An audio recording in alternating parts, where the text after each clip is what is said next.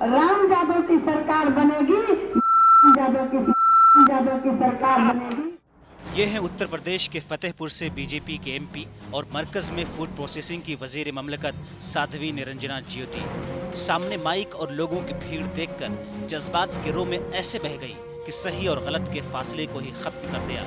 सियासी गलियारे से लेकर सड़क तक साध्वी की बदजुबानी ने वावेला मचा दिया, लेकिन इक़्तिदार के नशे में चूर साध्वी खुद को सही ठहराती रही।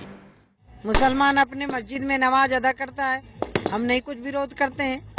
गिरजाघरों में ईसाई पाठ करता है, हम नहीं विरोध करते हैं।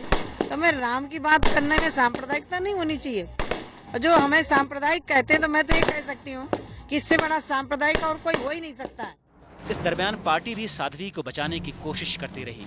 मुझे लगता है कि ये एक स्लिप ऑफ टंग था और उनका इंटेंशन ऐसा कुछ कहने का या किसी को भी हर्ट करने का नहीं होगा। लेकिन मामला अब तूल पकड़ चुका था।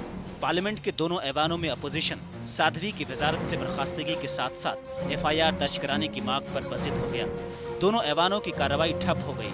पार्टी कारकुनान से लेकर वजीर आजम तक बैकफुट पे आ चुके थे। वजीर आजम ने साध्वी को माफी मांगने की हिदायत दी, लेकिन खुद ऐवान में इस मसले पर खामोश रहे। मुझे किसी को दुख पहुंचाने का इरादा नहीं था जी।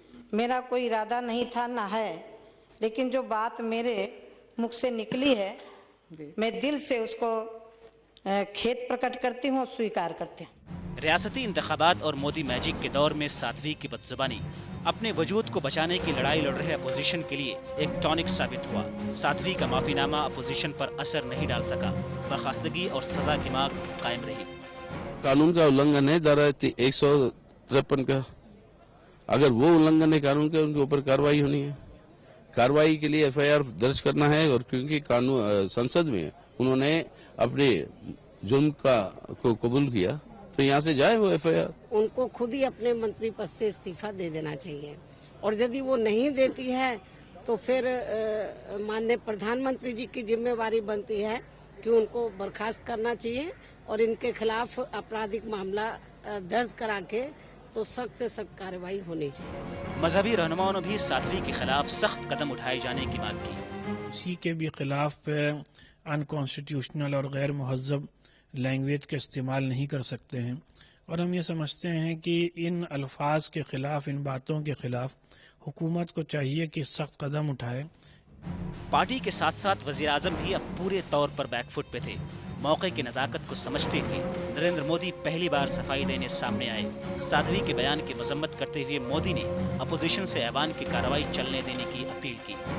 मैं सदन से आग्रह करूंगा, मैं प्रार्थना करूंगा कि जब मंत्री श्री ने क्षमा मांगी है और हम सब के लिए एक संदेश भी है, आगे से हम भी सभी लोग इन सारे डूज एंड डोंट्स के विषय में कोई मर्यादाएं न तोड़ें, और मैं सदन से आग्रह करूंगा कि हम देश हित में अपने कार्य को और आगे बढ़ाएं। माना जा रहा था कि मोदी की इस अपील के बाद अपोजिशन साध्वी की बर्खास्तगी और सजा की मांग से पीछे हट जाएगा, लेकिन हुआ बिल्कुल उल्टा।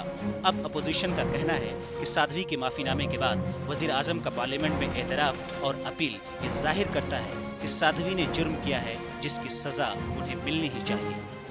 मोदी सरकार के सामने हाफ्ता अपोजिशन साध्वी निरंजना के मुद्दे पर एकजुट होकर खड़ा है, तो वहीं बीजेपी ने साध्वी निरंजना के पिछड़े तबके से होने की सियासत का कार्ड खेलना शुरू कर दिया है। देखना होगा कि दिल्ली के सर्द होते मौसम में PM मोदी के माथे का पसीना खुश्क होने में कितना वक्त लगता है। दिल्ली से कैमरा पर्सन राजेश त्रिपाठी के साथ जब्बार खान, आलमी समय।